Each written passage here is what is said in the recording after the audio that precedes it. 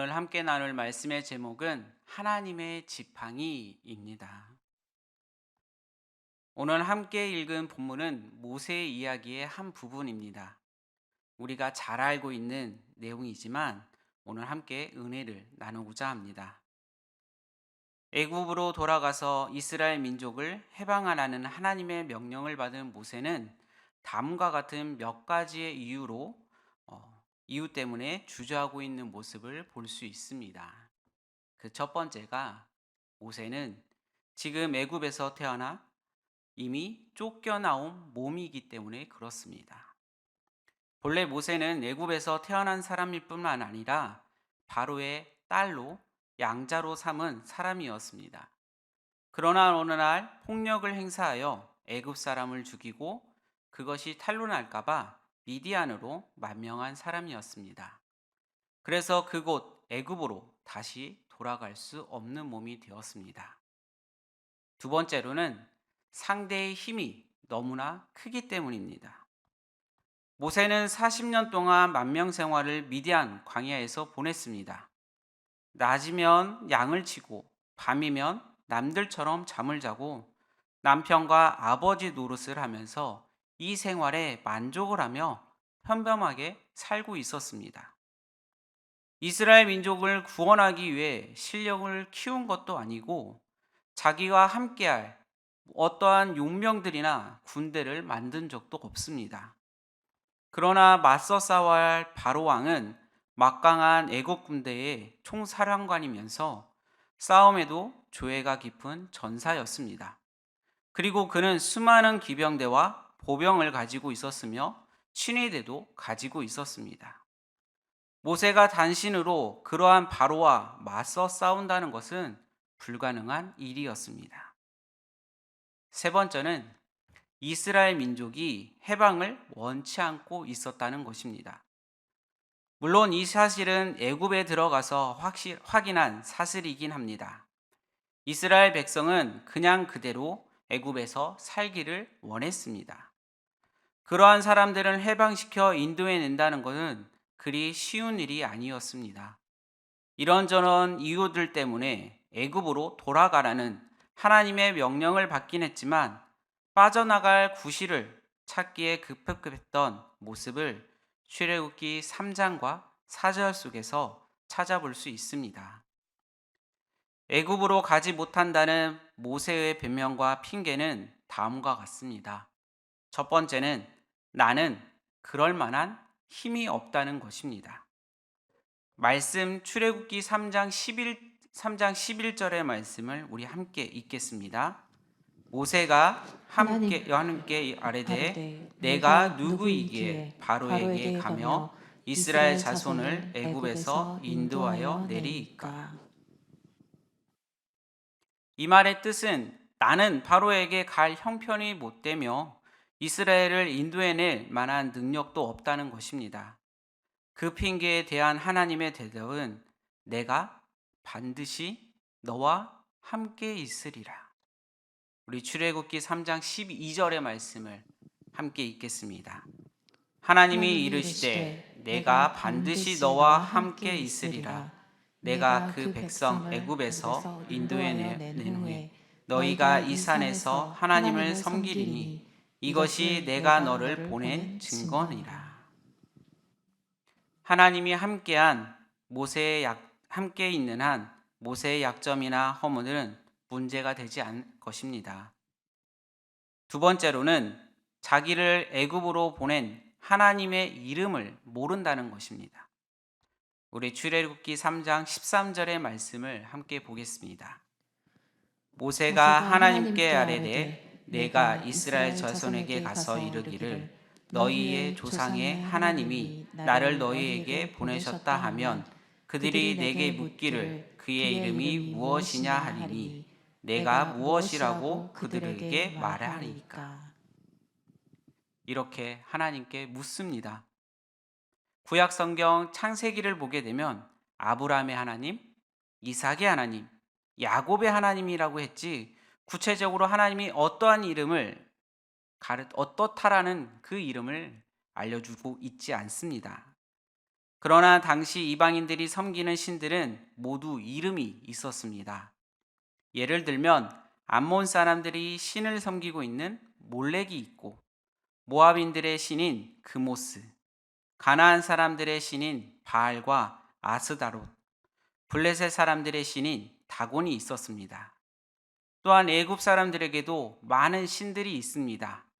암몬, 브다, 콘수, 크눔, 몬투 등 여러 가지 이름을 가진 신들을 숭배하고 있는 이들의 모습입니다.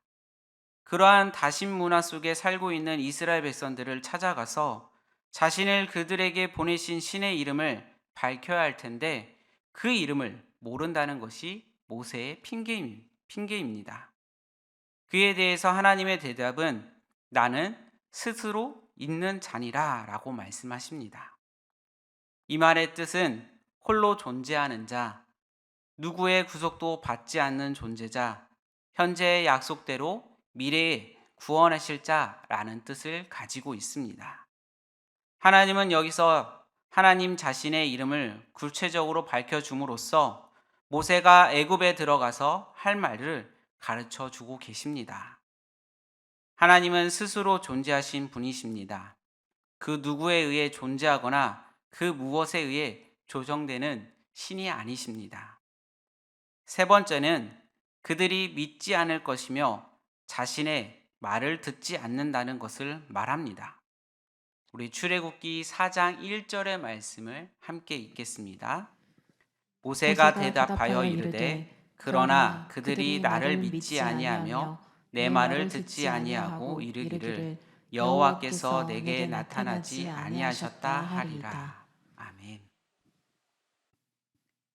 중요한 것은 아직 모세가 애굽으로 들어가기 전에 지레짐작으로 핑계를 대고 있는 자는 점입니다.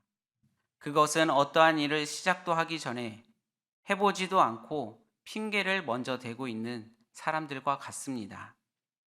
우리는 여기서 어떻게든 애굽으로 가지 않으려고 안간힘을 쓰는 모세를 발견하게 됩니다. 그리하여 하나님은 말씀으로만 대답하지 않으시고 그에게 기적을 보여주십니다. 그때 모세의 손에 양치는 지팡이가 있었습니다. 그 지팡이를 땅에 던지라고 하셨습니다.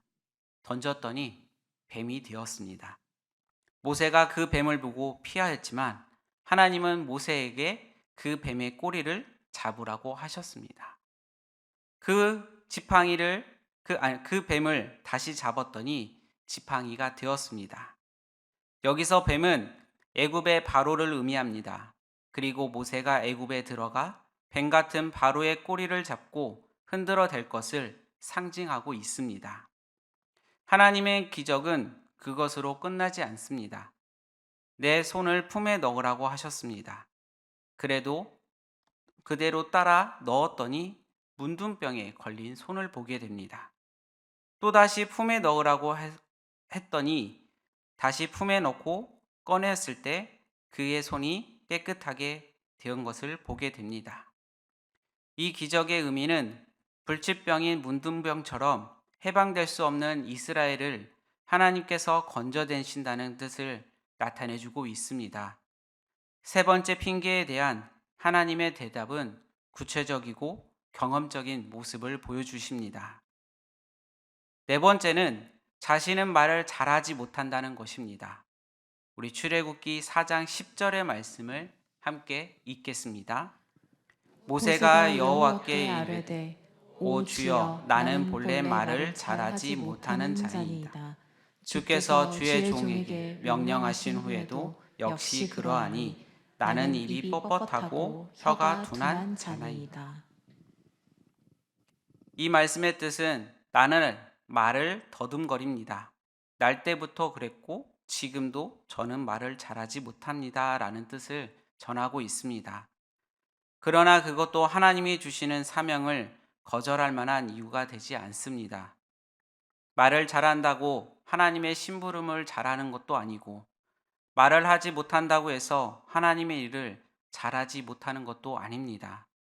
하나님은 모세의 형 아론을 모세와 함께 애굽으로 들어가게 하시고 모세의 대변인 노릇을 하게 하심으로써 말을 못해서 갈 수 없다는 모세의 핑계를 단번에 거절하십니다. 이 일이 이쯤이 되자 모세는 이제 하나님의 명령을 거역할 수는 없었습니다. 그리하여 모세는 말씀에 따라 애굽으로 떠나게 됩니다. 우리 말씀 출애굽기 4장 20절을 함께 읽겠습니다. 모세가 그의 아내와 아들들을 나귀에 태우고 애굽으로 돌아가는데 모세가 하나님의 지팡이를 손에 잡았더라. 그런데 모세의 손에 들려있던 이 지팡이는 미디안 광야에서 자기 장인 이드로의 양을 칠 때에 사용했던 나무 지팡이였습니다. 성경을 보게 되면 지팡이의 용도가 여러 가지로 설명되고 있습니다. 첫 번째로는 호신용의 도구로, 여행의 도구로, 징계의 도구로, 때론 방어할 수 있는 도구로 사용되는 이 지팡이를 볼 수 있습니다. 특히 목자들은 이 지팡이로 양떼를 지키고 맹수들을 쫓아내는 데 사용합니다. 그런 지팡이도 그저 그런 지팡이입니다. 그런데 출애굽기 4장 20절의 지팡이는 하나님의 지팡이를 손에 잡았다라고 말씀합니다. 조금 전에 손에 잡혀 있던 양치던 나무 지팡이가 금빛으로 빛나는 무언가의 변화가 있는 새 지팡이로 변한 것도 아니고 무언가 무기가 될 수 있는 지팡이로 변한 것도 아니고 모양도 크기도 색깔도 재료도 그대로인 지팡이입니다. 그런데 왜 하나님의 지팡이로 했을까 생각해 봅니다.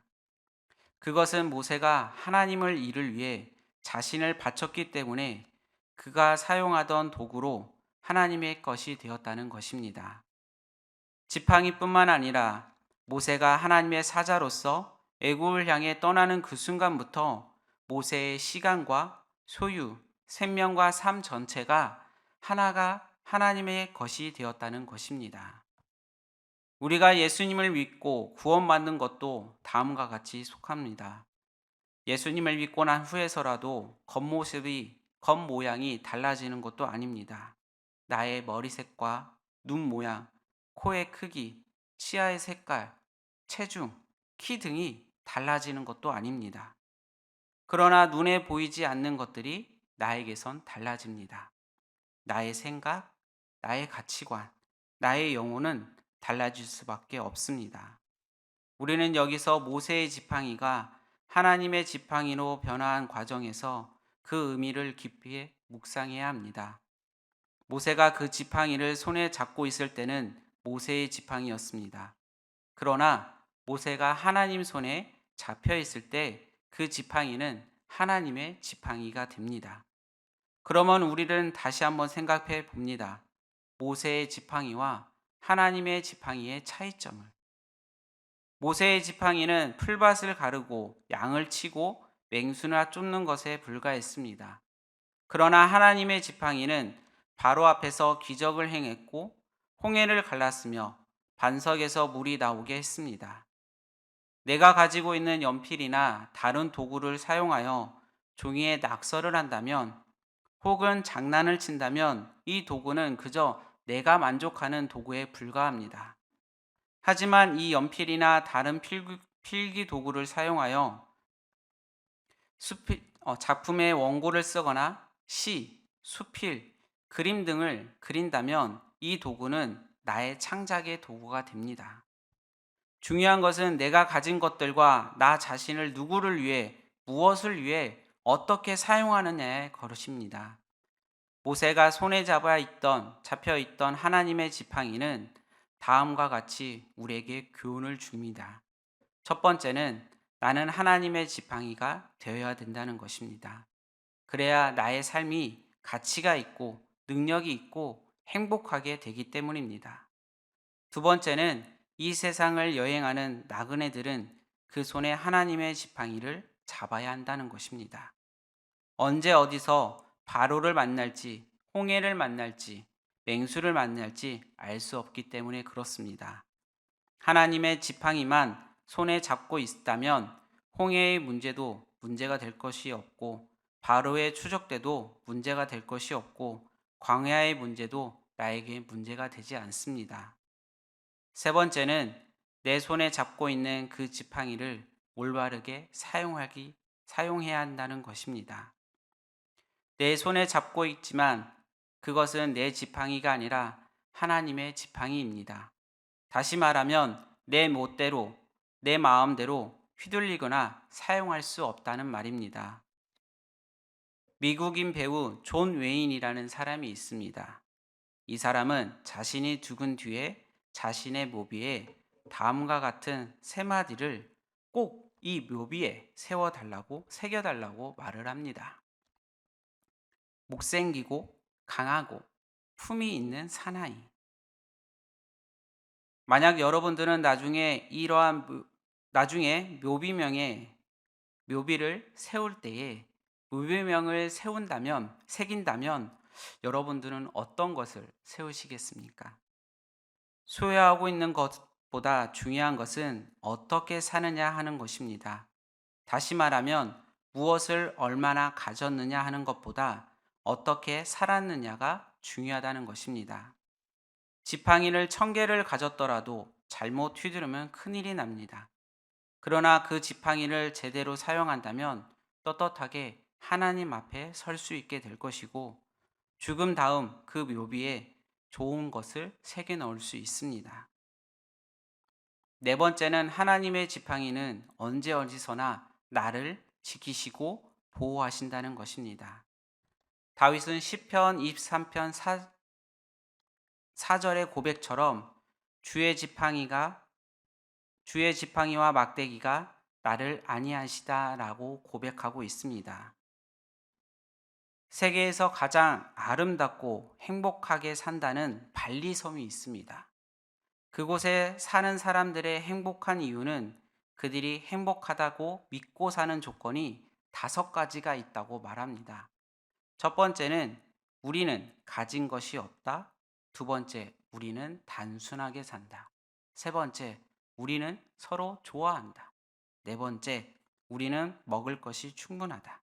다섯 번째, 우리는 아름다운 섬에서 살고 있다.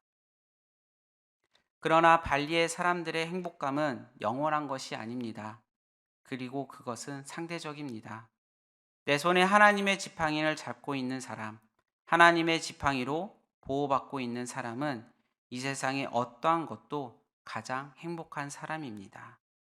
애굽 같은 세상에 살더라도 하나님의 지팡이만 있으면 애굽도 바로도 이길 수 있습니다. 하나님의 지팡이를 든든히 붙잡고 가시는 여러분들이 되시길 소망합니다. 오늘의 말씀에 마지막 절인 하나님의 지팡이를 잡았던 모세 또한 당당하게 그 길을 걸어갔고 그 길을 헤쳐나가면서 하나님의 은혜를 붙잡았습니다.